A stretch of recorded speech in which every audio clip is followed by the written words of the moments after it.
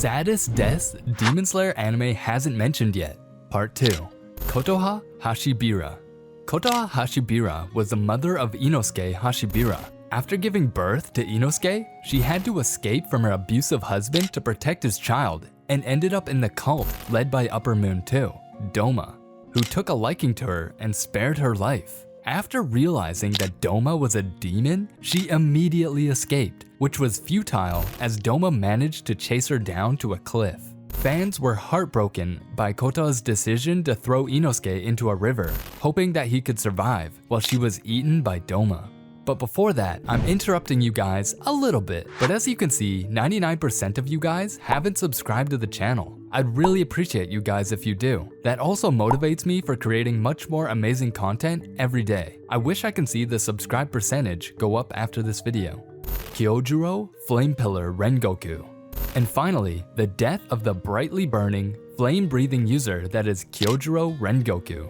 Not only is this likely one of the more popular characters in the series now, thanks to the success of the Mugen Train movie, but his death will probably still remain the most tragic event, even when anime eventually ends. The sheer spectacle of the anime and the Mugen Train movie added so much to Kyojiro as a character through his dreams, that it made his death that much more depressing. Originally, while sad, his death didn't quite hit as hard in the manga, simply because it was a picture on a page, with no movement, sound, or anything else added to it. But now that this moment has been gorgeously recreated in a full-budget movie, it hits so much harder. Akaza. Born as Hakuji, Akaza has lived his entire life in misery. He was beaten several times while stealing to provide for his dying father, who ended up committing suicide to stop Hakuji's crimes. After being taken in by a martial arts master to take care of his sick daughter, who became his fiancée, both were killed by a rival dojo. Hakuji ended up killing 47 kendo masters into pieces while weaponless and became a demon afterward. While fighting Giyu and Tanjiro in the Infinity Fortress, he remembers his depressing past, why he seeks strength so much, and hears his dead loved ones beg him to stop. He eventually killed himself. Fans were sad to see him die in such a way, just as they began to like him. Gyome Himejima. Gyome, the user of stone breathing, was the strongest Hashira in his generation. He is a blind man who once took care of several orphans, all of whom were killed after one of them sells them out to a demon. After beating up the demon, he was accused of killing the children, only to be released with the help of 𝐥𝐤𝐤𝐢𝐵𝐵𝐵𝐵𝐵𝐵𝐵𝐵𝐵𝐵. He was one of those who greatly contributed to defeating Muzan, and even declined to be treated for his injuries. In his death, he meets the dead children, who accept his apology for his actions. He died with a tear on his face and smiling at the same time, being able to reunite with his loved ones again. Jigaro Kuwajima, ex-Thunder Pillar.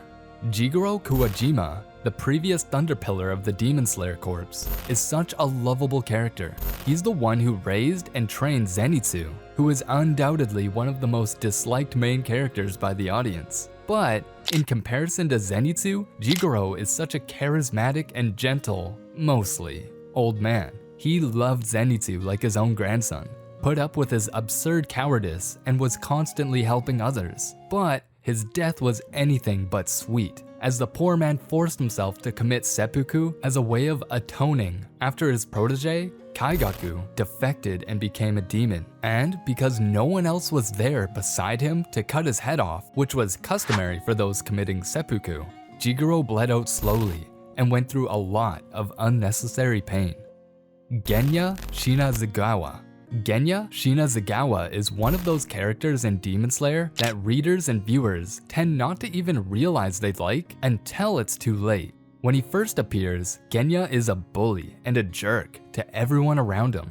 But through the constant pestering of Tanjiro's kindness, Genya becomes a bit more bearable. And once readers and viewers learn his backstory with his brother, Seinemi, he becomes so much easier to understand. But this is also exactly the reason his death hurts so much. Not only does Genya contribute heavily to Kokushibo's, the #1 Upper Moon, death, but he does so without any breathing style. That said, after taking Kokushibo by surprise, Genya dies and literally fades to ash in front of his brother's eyes. Most Demon Slayer fans had expected one of these brothers to die, but most had guessed that it would be Sainami.